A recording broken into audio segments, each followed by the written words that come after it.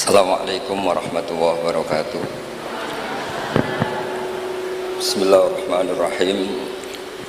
Alhamdulillahirabbil alamin wassalatu wassalamu ala asyrofil mursalin sayyidina maulana Muhammadin wa ala alihi washabihi asma'in nama ba'du. Yang sangat kula hormati guru kita bersama Kiai Haji Anwar Mansur, Kiai Haji Abdullah Kafabi Mahrus, Kiai Haji Abdul Hakim, Kiai Haji An'im, Kiai Haji Zamzamis, dan ingkang kula hormati Bunyai Aina Ma'ruf ingkang kula hormati wonten Gubernur Jawa Timur Bu Khofifah, sedanten Bunyai ingkang kula hormati. Niki kula sekedar dugi niku pun dadi anak yang berakhlak karimah. Dados kula boten perlu nyampean mau itu kata-kata tekotok niku pun saleh pol mriki diutus ning Aina lewat Gus Subam. Gus Subam itu putrane Mbah Mun. Terus kalau diteror satu orang tidak mandi ya dua orang. Semua niku kabeh diteleponi dulur kula, Gus kula. Waduh. Sing dereng ditelepon malaikat Jibril mawon. Untuk memaksa kula hadir. Wis kula wau matur Bu Khofifah, kula niku hanya mau undangan orang sepuh. Ternyata orang sepuh itu banyak. Teng Mbah Hamid Pasuruan sepupu Mbah kula, teng mriki gurune Mbah Maimun, terus riyen Mbah Mun ngaji teng Lirboyo. Terus keluarga Lirboyo kadose memanfaatkan hak maksa. Kalau cerita sing ringan-ringan mawon bahwa bener Bu Khofifah tadi, berkah itu dimulai dari hal-hal sekeliling kita. Tapi karena saya sebagai kiai menekuni fikih-fikih perempuan, dulu itu ada Bahsul Masail begini Bu Khofifah, agak Bahsul Masail itu agak bener, tapi ya bener. Gimana hukumnya polisi dari perempuan, atau gimana hukumnya wanita jadi polisi.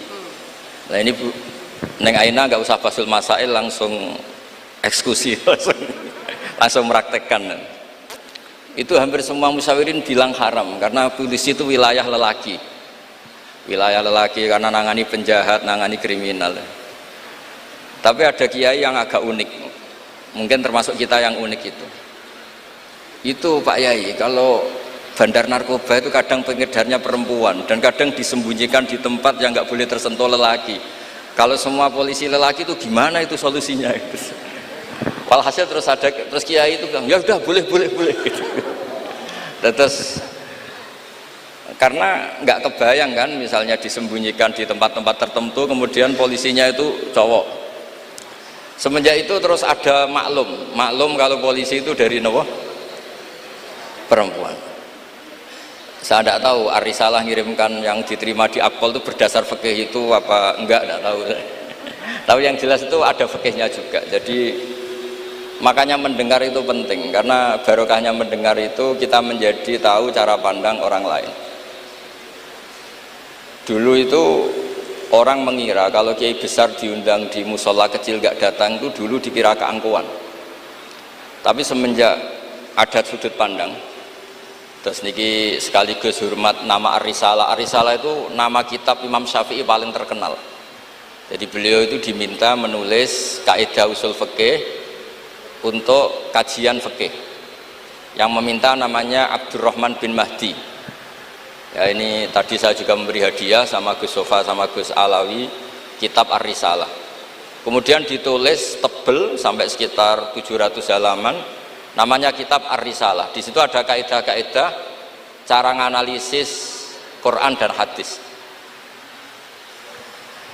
Dan itu berkahnya Masya Allah, akhirnya fikih kita tidak fikih harfiah, tapi fikih yang benar-benar bisa menjawab tantangan zaman. Di antara yang paling terkenal misalnya ibu saya itu namanya Yohanit, persis tabarruk sama namanya ibunya Nabi Musa. Khilah ya. Di fikih itu ada kitabul khilah, bab merekayasa hukum. Jadi Nabi Musa kita tahu jalani hidup terbaikmu. Greenfields Fresh Milk. Itu Nabi Musa. Setelah itu Nabi Musa kecil disusui siapa aja nggak mau. Ini cerita kecerdasan perempuan zaman itu sudah cerdas. Jadi sebelum sekolah Arisalah juga ada yang cerdas ya. Terus gini ibu Nabi sinten Musa. Itu cerdas sekali. Dia minta saudaranya supaya meneliti ini larungan Nabi Musa sampai mana. Singkat cerita ngerti kalau itu ditemu Fir'aun. Ketika cari perempuan yang menyusui, tidak ada yang mau Nabi Musa. Wa harramna alaihil maradi, semuanya menolak. Singkat cerita, saudaranya ini bilang, hal adulluka ala ahli baiti yakfulunahu lakum. Ini saya tunjukkan keluarga yang mungkin susuannya pas dengan Nabi Musa, dengan Musa kecil. Lalu pengawal-pengawal Fir'aun itu curiga, loh kok tahu? Sebab itu untuk menghilangkan curiga, dia bilang, tapi mintanya bayaran itu tinggi. Jadi berkahnya minta bayaran itu malah dikira ini benar-benar orang lain, karena kalau ibunya sendiri pasti tidak minta bayaran. Jadi ini cerita, jadi mulai dulu perempuan itu pinter ngerekayasa. Ya agak ruwet nih. Jadi kita ini partai-partai yang kalah sama ibu, kalah sama apa saja lah, sama Bu Nyai. Kalau santri ditanya, takut mana Bu Nyai sama Pak Yai? Mesti jawabannya takut Bu Nyai. Itu ijma, itu sudah ijma. Karena kiai itu lebih sabar itu. Kalau kata Bu Nyai enggak, kiai itu lebih pelupa. Jadi kalau ada masalah gampang lupa. Akhirnya karena bayar itu terus tidak curiga. Nggak curiga kalau itu ibu aslinya Nabi Musa. Akhirnya ibunya Nabi Musa dapat dua nikmat. Dia ketemu putranya, sekaligus dapat uang dari Fir'aun. Jadi Quran kalau mencontohkan perempuan itu luar biasa. Ada lagi contoh Asia. Perempuan itu memang misteri. Ada yang istrinya Fir'aun jadi wanita hebat, yaitu Asia. Ada yang harusnya solihah kelas papan atas karena istrinya Nabi Nuh, malah enggak. Sehingga pola-pola fikih perempuan, saya ulang lagi, pola-pola fikih perempuan itu Imam Syafi'i ngarang. Itu kalau sudah tentang perempuan itu ya pusing. Jadi ternyata pusing itu kalau ditarik ke atas. Itu dulu Rasulullah itu menghadapi Aisyah sama Fatimah itu ya pusing. Itu kalau Halah datang, Halah itu saudaranya Khadijah. Itu kalau datang itu betapa hormatnya Rasulullah. Makasih kamu datang mengingatkan pada Sayyidah Khadijah, pada Khadijah gini-gini. Itu Sayyidah Aisyah cemburu.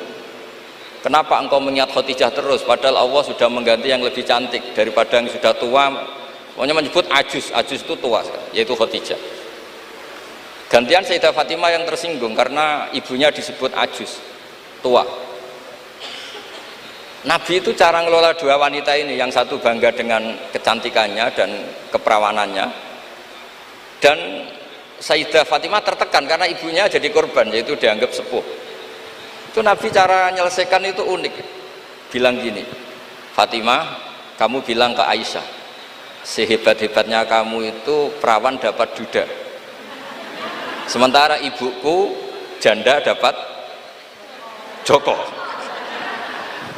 Terus mulai dulu ya kebanggaannya Rondo untuk Joko, itu mulai dulu. Tapi ini cerita, jadi ngelola perempuan itu ribet. Jadi kalau terlalu ke Aisyah, Sayyidah Fatimah cemburu. Kalau terlalu ke Sayyidah Khadijah, Sayyidah Aisyah cemburu. Jadi ya nggak ada solusinya memang. Jadi kalau kiai ngaji fiqhul mar'ah itu, fiqhul nisa itu nggak ada selesainya. Kata Nabi, khuliqat min dilain a'wad, didesain dari iga yang bengkok. Indahab tatuqimuhu kasartah, kalau kamu memaksa lurus patah, kalau kamu biarkan tetap bengkok. Ya kalau jalan harus bengkok ya biar bengkok aja, tidak usah dipaksa nopo lurus. Terus kalau suwun terutama teng Gus Sofa, Gus Alwi, teng putra-putra neng Aina, Ar-Risalah itu menjadi inspirasi hukum. Dulu zaman Imam Ghazali ada orang pamit mau jadi ahli fikih. Sama Imam Ghazali nggak boleh, udah kamu jadi dokter saja. Terus ditanya, kenapa engkau sebagai ulama kok malah fatwa saya jadi dokter? Kata beliau, banyak negara Islam yang karena nggak ada yang belajar dokter harus berobat ke dokter yang non Muslim. Begitu juga di dunia ekonomi, di dunia politik dan seterusnya dan seterusnya. Jadi itu yang dikenal dengan usul fikih. Dulu Imam Syafi'i itu bencinya sama orang kaya itu masya Allah, karena beliau lahir miskin dari komunitas miskin. Dan beliau referensinya miskin itu lebih menyelamatkan karena lebih ringan hisabnya. Itu malaikat bagian hisab. Kalau ngisab orang miskin kan pusing, nggak ada yang bisa dihisab kan. Mau dihisab apanya, hanya beras 1 kilo kan nggak ada dosanya kan karena darurat. Tapi setelah beliau ngaji usul fikih masyhur itu, beliau datang ke Muhammad bin Hasan As-Syaibani. Ini asal usul beliau ngarang kitab Ar-Risalah. Itu emas itu tumpuan di meja. Kalau ngitung uang itu di depan umum. Makanya ini juga jadi fikih. Makanya menurut saya kiai-kiai itu kalau ngitung uang banyak kesunatannya di depan umum, biar orang nggak kepikiran nyalami template. Karena uang kiainya sudah banyak. Itu Muhammad bin Hasan As-Syaibani itu kalau ngitung uang di ruang tamu.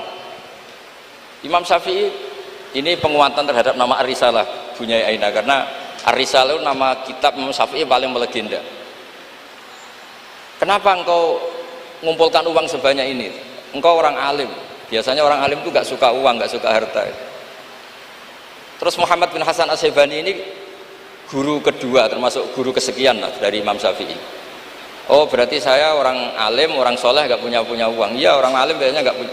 Sudah tak kasihkan orang fasik biar dipakai dugem, dipakai main perempuan, dipakai judi. Jangan, pakai jenengan saja. Kalau orang soleh nanti manfaat. Oh berarti orang soleh oleh sugih pun angsal-angsal. Semenjak itu Imam Syafi'i berpikir rubah. Awal perubahan itu karena beliau ngaji sama Muhammad bin Hasan As-Syaibani, beliau menjadi al-usuli, orang yang berpikir secara usul fikih. Lama-lama terus beliau ngarang kitab yang terkenal itu namanya kitab Ar-Risalah. Terus nama Risalah itu semoga nama yang tidak main-main, benar-benar nama yang mencerminkan keilmuan yang dalam. Karena di kitab Ar-Risalah itu Imam Syafi'i benar-benar menganalisis cara al-istimbat minal kitabi was sunnah. Ya, terus beliau kalau ditanya masyhur itu ya, apa dalilnya perempuan misalnya mimpin, beliau cerita, inni wajadtum ra'atan tamlikuhum wa utiyat min kulli syai'. Semuanya itu ada dalil. Meskipun nanti ada aturan-aturannya, tapi Imam Syafi'i itu begitu fasih. Dan ini bisa kita lihat kalau kita belajar kitab Ar-Risalah, karena logika yang dibangun kayak tadi. Boleh nggak perempuan jadi polisi? Pertama pilihannya pasti tidak boleh, karena ada wilayah-wilayah yang ekstrim, takut diperkosa, takut mengalami pelecehan seksual macam-macam.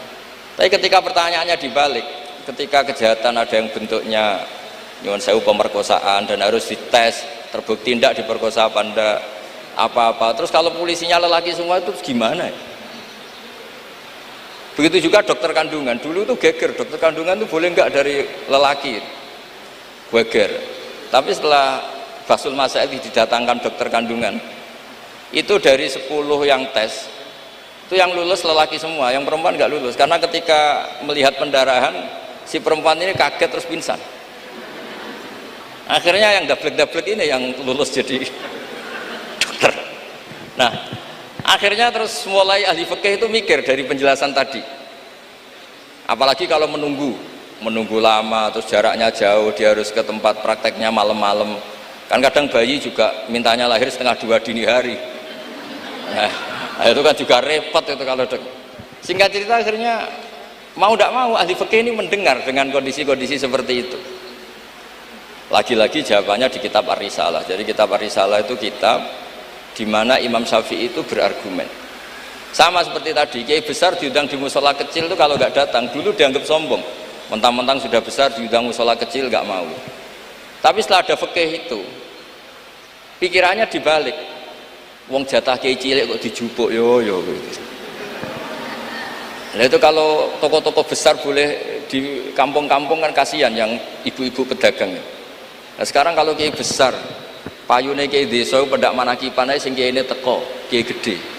Apa dadi lakone ra sida kan begitu. Wong saya berkali-kali ngalamin tuh, kalau saya nggak datang di acara-acara gitu, mesti kiai kampungnya matur nuwun Gus jenengan gak teko, muga teko. Ya karena mereka jadi lakon kalau saya datang kan mahjub. Nah itu kan terus jadi mindset fikih juga. Ternyata cara pandang, oh nak teko kiai yang sopan, kiai gede kok diundang musola cilik teko. Itu mungkin kata orang banyak seperti itu, tapi tanyakan kiai RT itu. Sopan opo? Jupuk rezekine wong kan begitu. Nah, fikih-fikih seperti ini itu adanya di kitab Ar-Risalah itu. Jadi Ar-Risalah itu kitab yang luar biasa. Jadi berkali-kali kalau matur sudut pandang itu harus kuat. Ya, sudut pandang itu harus kuat. Ya tadi, misalnya Imam Sya'roni dulu itu ditanya, kenapa engkau sekarang suka jadi orang kaya padahal dulu anda senang jadi orang miskin? Beliau cerita ada ulama ditanya seperti itu terus ngendikan li'afuza biladzatil khitab, supaya saya kalau ada khitabnya Allah itu tidak ngenes. Khitab apa? Wa anfiqu fisabilillah, kamu harus berderma di jalan Allah. Uang saja tidak punya kok disuruh berderma, supaya kalau baca Quran itu tidak ngenes teman-teman itu. Misalnya wajah itu bi amwalikum, saya tidak punya harta. Ya semuanya walhasil saya minta lah, baru karena kitab Ar-Risalah itu yang miskin dia seneng karena nanti tidak ada hisab, yang kaya juga seneng karena lebih manfaat pada orang banyak, yang nggak jabat ya seneng karena meringankan hisab, yang jabat seneng karena pahalanya banyak karena ngurus orang nopo banyak. Kulo nu asline terkenal iki mboten seneng, nganti sakniki kulo mboten nate ngurus median, mboten nate, wis pasrah pangeran semua urusan. Tapi donga menolak itu nggih mboten wani kulo mbek pangeran. Mergo engko nak sing wong carane ngaji gratisan nggih liwat wong koyo kula-kula ngeten iki. Karena kalau yang terkenal itu semuanya matre, itu juga repot umat. Tapi nak kula terkenal kula ya repot. Wis la haula wala quwata illa billah wa hasbunallahu wa ni'mal wakil. Jadi kula suwun niki memang diminta ngaji ilmiah nggih. Kula minta pondok ini harus menjadi pondok ilmiah. Yaitu misalnya ada dokter yang muslim, muslimah, soleh, solihah, anggap saja itu awal dari praktek islami di dunia apa? Kedokteran. Misalnya di kepolisian juga sama, di birokrasi juga sama, karena berkahnya hidup itu kalau dikawal orang soleh. Wa maka nawau yu'adzibahum wa anta fihim. Komunitas yang tidak soleh, ada satu saja yang soleh. Soleh itu bisa materinya karena soleh, kayak para habaib atau Rasulillah, atau soleh karena perilakunya, atau soleh karena keinginannya. Itu semuanya berkah, menjadikan azab ini tidak turun. Wa maka Allah yu'adzibahum wa anta fihim. Terus kula mboten saged matur kata-kata, wong kula teko tok pun sopan, pun gajaran kula pun kathah niku pun. Kula nak ngaji di rumah pakai kitab itu bisa 2 jam, bisa 3 jam. Tapi kalau ngaji seperti ini itu kan koyok kedikte gitu. Temanya diatur, jamnya diatur. Saya itu kiai yang paling pantangan diatur, tapi karena kalah sepuh ya sudah, jadi ganjaran ngaji ini tidak ilmiahnya tapi tawaduk saya gitu. Dimugi barokah tawaduk niki kula nggih untuk barokah pondok Lirboyo ngoten mawon. Assalamualaikum warahmatullahi wabarakatuh.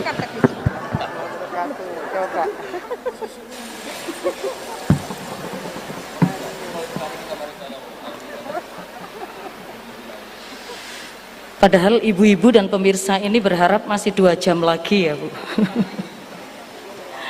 Mohon izin Nyun Sewu Gus Baha, ini kita akan memberikan kesempatan kepada ibu-ibu nyai yang akan bertanya,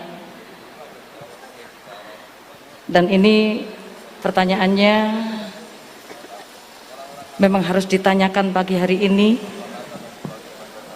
karena kehadiran Gus Baha benar-benar sudah ditunggu-tunggu. Sepertinya bisa dimulai dengan pertanyaan yang pertama. Sinten monggo. Nggih, monggo.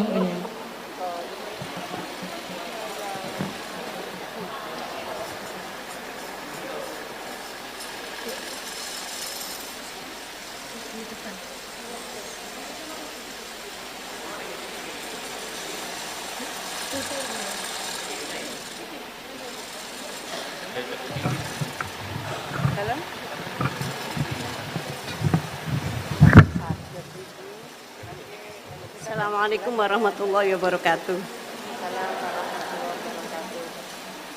Gus badhe nyuwun pirsa, di era milenial ke para ibu-ibu, para emak-emak yang biasanya kan ibu-ibu sak menika arane emak-emak yang pada waktu masa lalu dereng mengenal napa niku yang mengenal dan memahami perkembangan ilmu pengetahuan dan teknologi seperti saat sekarang, kadang-kadang merasa bingung. Ibu-ibu merasa bingung menghadapi tantangan pendidikan di masa sekarang ini. Peserta didik sekarang dituntut paham dan bisa mengoperasikan perangkat multimedia sosial supaya tidak tertinggal oleh perkembangan pendidikan yang sekarang ini perkembangannya sangat pesat. Sementara di sisi lain banyak informasi kurang mendidik yang bersumber dari perangkat multimedia tersebut. Ngeten Gus, ibu-ibu menika kadang-kadang bingung. Santri menika kan boten pareng beto HP.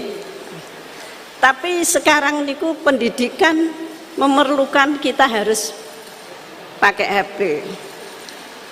Nah, yang ibu-ibu itu mau mengikuti itu sudah kadang-kadang sininya sudah tidak nyambung. Diwarai WA mawon kadang-kadang mboten sakit. Nah, mungkin kalau santri itu sudah mengunci HP-nya, kita tidak ngerti ini bagaimana caranya kalau dikunci, jadi tidak bisa. Terus bagaimana Gus caranya kita itu bisa mengarahkan anak-anak sehingga anak-anak itu walaupun pakai HP bisa bisa mempergunakan dengan sebaik-baiknya. Kadang-kadang di pondok itu sudah diberi jam, nanti jam segini ditumpuk, tapi wong ya anak ya tetap anak, kadang-kadang ya diselipkan. Kemudian pertanyaan kita sebagai orang tua dari anak-anak kami, baik para santri atau anak kami sendiri, apa yang harus kita lakukan? Repot, HP saja tidak bisa, apalagi laptop. Padahal anak-anak itu kalau mencet itu sudah tahu apa-apa. Sedangkan kita yang tua tidak ngerti caranya mencet kadang-kadang. Kemudian bagaimana gini Gus, supaya anak-anak itu juga bisa mengikuti zaman tapi selamat sehingga mereka bisa pinter dalam ilmu pengetahuan tapi juga hatinya selamat, bisa selamat di dunia dan selamat di akhirat. Matur suwun.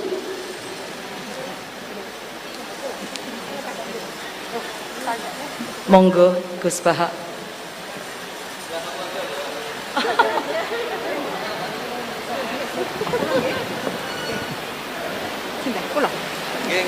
Nggih.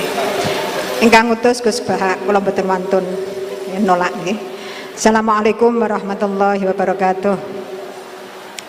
Gus, sekarang di pesantren-pesantren itu banyak para ibu nyai yang memiliki peran lebih besar dalam mengasuh para santrinya dibandingkan peran Pak Yai.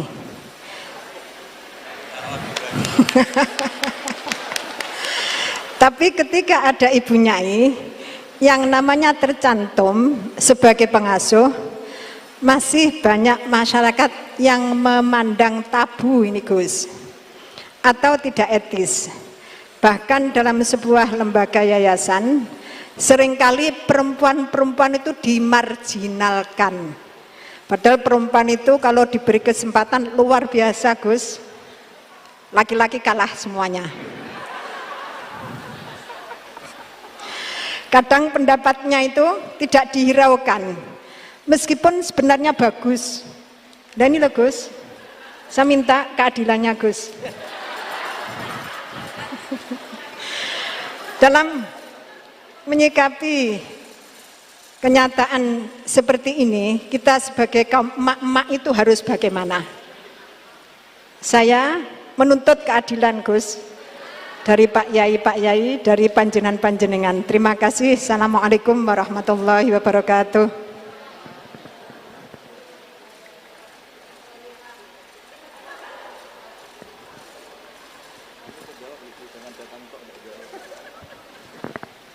Ya nanti yang ikut jawab Bu Gubernur ini kan masa mau jadi pemimpin tidak mau jawab problemnya.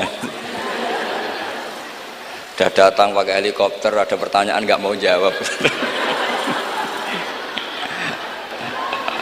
Saya ini ganjarannya sudah terlalu banyak, 5:30 sudah datang, nanti diminta ikut meletakkan batu pertama ya. Oke. Terus begini Bu Nyai Nur Iskandar ya. Jadi saya punya cerita dari Bapak. Juga cerita ini pernah ngendikak Mbah Mun. Ada filosofi ilmiah yang nggak bisa diganggu gugat. Ini harus kita camkan. Misalnya begini, al-insan abdul ihsan. Manusia itu pasti mudah diperbudak atau dikalahkan oleh kebaikan. Singkat cerita ada seorang kiai waroi zuhud, di rumah nggak ada TV, nggak ada HP, nggak ada motor. Saking inginnya anak itu nggak terkontaminasi TV, nggak terkontaminasi HP, juga nggak sering keluyuran ada motor. Tapi apa yang terjadi? Anaknya ini malah pertama punya HP atau memakai HP dipinjemin temannya. Kebetulan temannya itu tidak sholat. Pertama naik motor juga dipinjemin orangnya yang nggak sholat. Pertama tahu TV juga di tetangga komunitas keluarga yang tidak sholat.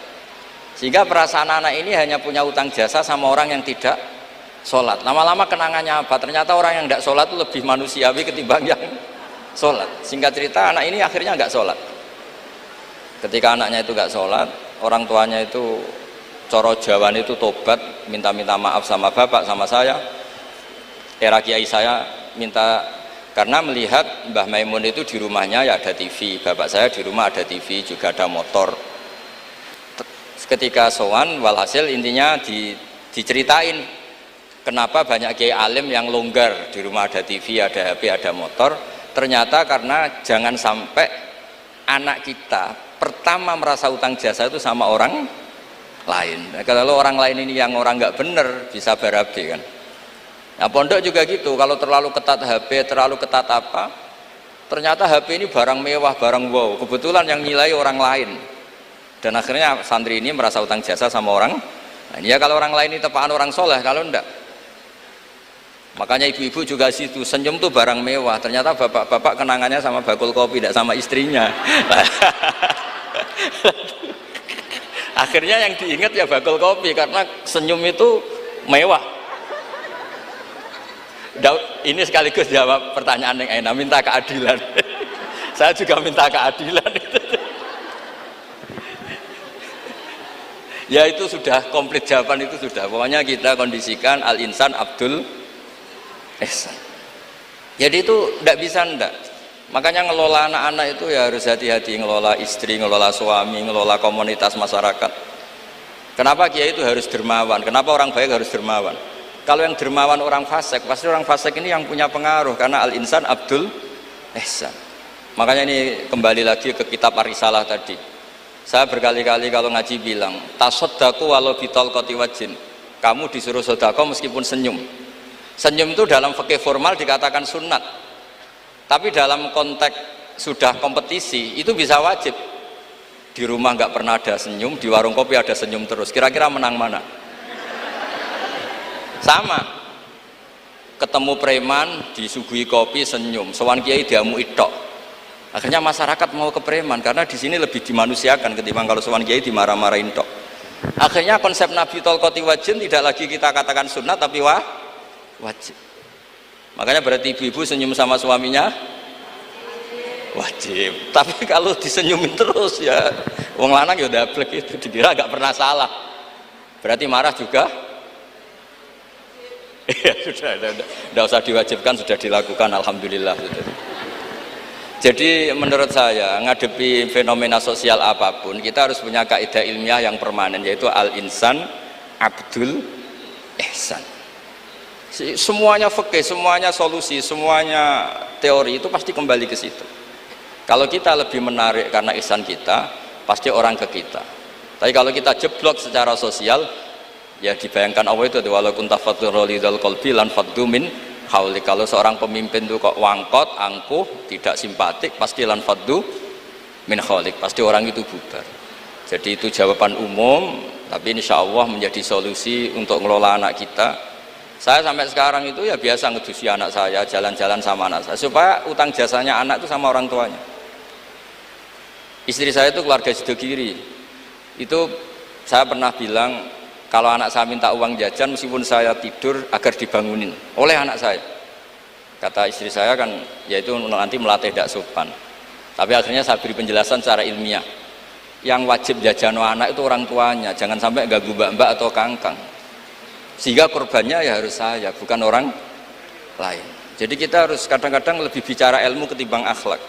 Apa artinya anak kita berakhlak sama orang tua, tapi anak kita pas mau jajan ngel-ngel orang lain. Nah, hal-hal seperti itu supaya apa? Anak kita punya kenangan, saya bisa jajan karena bapak saya bisa jajan karena dituruti bapak saya. Tapi kalau kenangannya sama tetangga, dan kebetulan tetangga kita misalnya kurang baik, maka nurutnya sama tetangga yang kurang baik ini. Jadi ini menurut saya, ini karena masalah ijtihad. Neng anak boleh gak setuju ya, karena ini masalah ijtihad. Tapi harus setuju, satu-satu diundang kok ora dituruti fatwane kan. Tapi jelas kaidahnya itu tadi pegang, al-insan abdul ihsan. Sehingga kita bisa ngelola gimana orang-orang baik itu berjasa. Makanya ngendikane Rasulullah SAW masyhur itu, inna hadatin irtadaituhu li nafsi wala yusliha li hadatini illa sakha wa husnul khuluq. Agama ini sudah final, cuma yang bisa mengawal agama ini hanya dua, yaitu dermawan dan husnul khuluq. Jangan sampai orang lain yang nggak benar lebih berempati, lebih dermawan, sementara yang soleh kurang dermawan atau kurang empati, sehingga kompetisinya orang soleh ini kalah. Ya saya kira demikian. Ini mohon terakhir, mohon assalamualaikum warahmatullahi wabarakatuh.